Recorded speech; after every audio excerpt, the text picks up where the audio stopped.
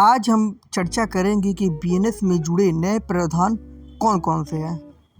तो सबसे पहले ये चर्चा करेंगे कि आईपीसी की जगह बीएनएस में क्या बदलाव किए हैं। तो केंद्रीय मंत्री ने अमित शाह ने 20 दिसंबर 2023 को लोकसभा में 3 विधेयकों पर चर्चा का जवाब दिया था। गृह मंत्री ने बताया था कि आईपीसी की जगह लेने वाले भारतीय न्याय संहिता में अब 511 धाराओं के स्थान पर 358 धाराएं हैं। इसमें 21 नए अपराध जोड़े गए हैं। 41 अपराधों में कारावास की अवधि बढ़ाई गई है। 82 अपराधों में दंड बढ़ाया गया है। 25 अपराधों में अनिवार्य न्यूनतम सजा की शुरुआत की गई है। 6 अपराधों में सजा के रूप में सामुदायिक सेवा का प्रावधान है और 19 धाराओं को समाप्त कर दिया गया है। बीएनएस में नए अपराध कौन कौन से हैं, इसकी चर्चा करेंगे। तो सबसे पहले मॉब ब्लीचिंग के बारे में जानेंगे। बीएनएस में मॉब ब्लीचिंग एक नया प्रावधान जोड़ा गया है।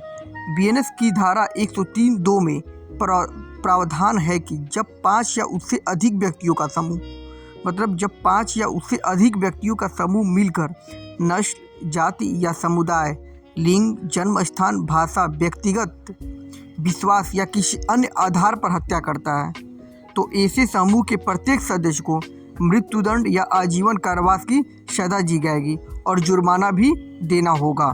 ये बीएनएस में नए अपराध को जोड़ दिया गया है।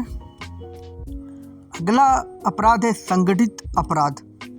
नए कानून में संगठित अपराध अब एक विशेष अपराध निर्धारित किया गया है। बीएनएस की धारा 111 में संगठित अपराध से निपटाने के लिए प्रावधान किया गया है।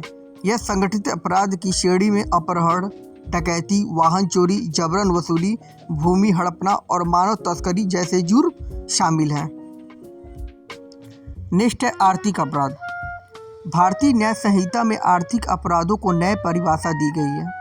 अब धारा 111(1) के तहत आर्थिक अपराधों में विश्वासघात, जालसाजी, जाली काम, बड़े पैमाने पर विपणन, धोखाधड़ी, डिजिटल घोटालों और अधिक के किसी भी रूप में मौद्रिक लाभ हासिल करने के लिए किए गए अपराध शामिल हैं।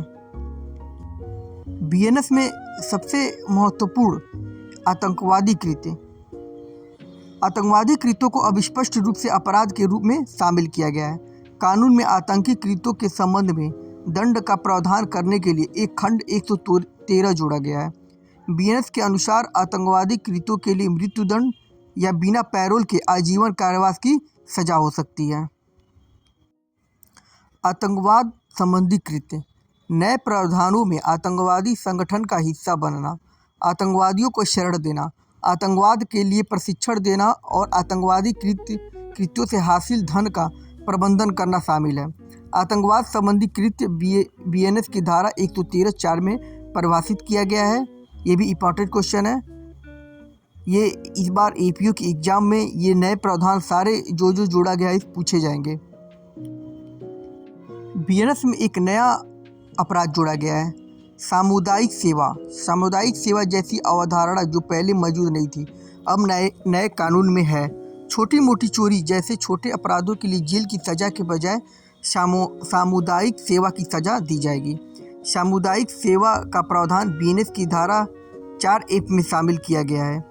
यह धारा सामुदायिक सेवा सहित अपराधियों के लिए सजा के बारे में बताती है। एक नया अपराध जोड़ा गया है, शादी का झूठा वादा।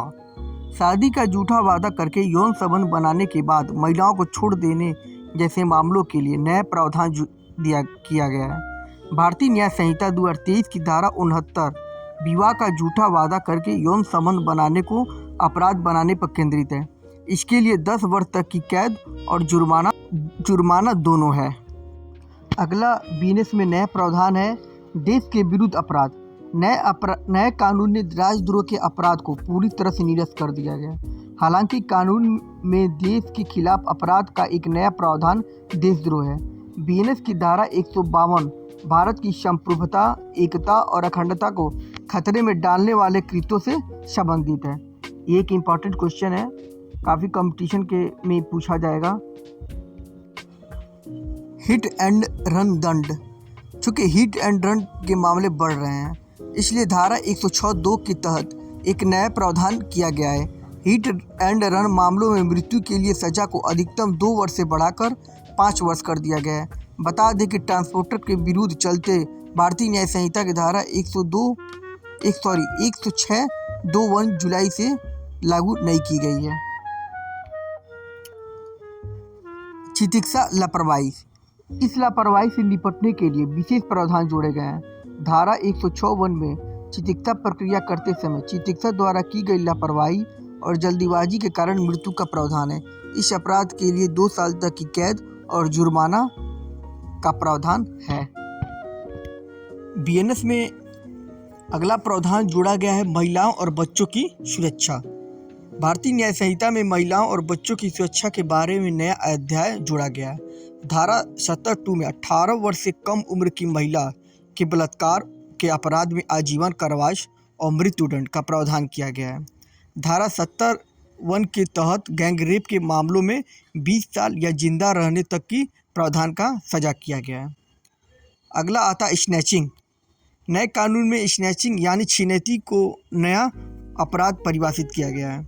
नया कानून इसे किसी गिरोह या गिरोह के सदस्य या यहाँ तक कि गिरोह से जुड़े नए किसी व्यक्ति द्वारा चैन या मोबाइल फ़ोन छीनने के रूप में परिभाषित करता है।